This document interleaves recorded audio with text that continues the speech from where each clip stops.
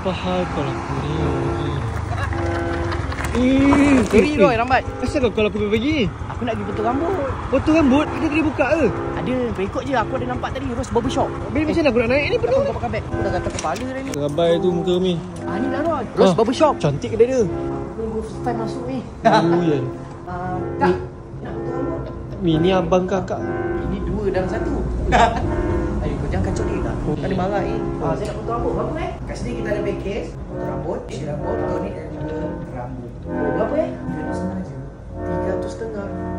Kejap jadi saya datang balik. Roy, kau tunggu jap. Jadi aku datang balik. Aku nak pergi ambil duit jap. Jangan lama. Tak, sekejap je. Ni macam lama sangat je. Marah.